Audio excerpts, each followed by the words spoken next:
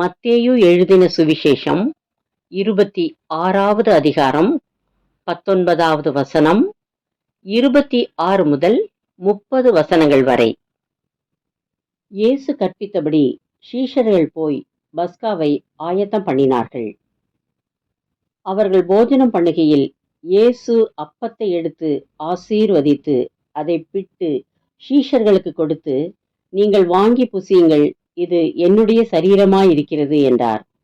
பின்பு பாத்திரத்தையும் எடுத்து ஸ்தோத்திரம் பண்ணி அவர்களுக்கு கொடுத்து, நீங்கள் எல்லாரும் இதிலே பானம் பண்ணுங்கள், இது பாவ மன்னிப்பு உண்டாகும்படி அநேகருக்காக சிந்தப்படுகிற புது உடன்படிக்கைக்குரிய என்னுடைய இரத்தமாயிருக்கிறது.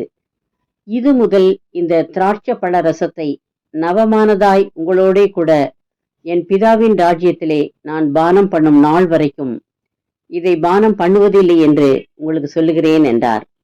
அவர்கள் ஸ்தோத்திர பாட்டை பாடின பின்பு ஒலிவ மலைக்கு புறப்பட்டு போனார்கள். இஸ்ரவேல் எகிப்தின் அடிமைத்தனத்திலிருந்து விடுதலை பெறும் தருணத்தில் ஆசரிக்கும்படி கர்த்தரால் பஸ்கா முதல் முறையாக ஏற்படுத்தப்பட்டது. வீட்டுக்கு ஒவ்வொரு ஆட்டுக்குட்டியாக தெரிந்தெடுத்து அடித்து அதன் இரத்தத்தில் கொஞ்சம் வீட்டு வாசல் நிலைக்கால்கள் இரண்டிலும் நிலையின் மேற்சட்டத்திலும் தெளித்து விட்டதினால் இஸ்ரவேலர் காக்கப்பட்டார்கள். இதுவே பஸ்கா பண்டிகை.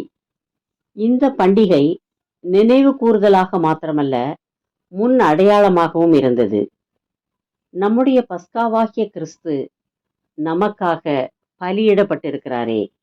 1 கொரிந்தியர் 5:7.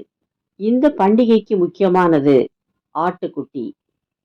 இயேசுவும் உலகத்தின் பாவத்தை சுமந்து தீர்க்கிற தேவ ஆட்டுக்குட்டியாக வந்தார்.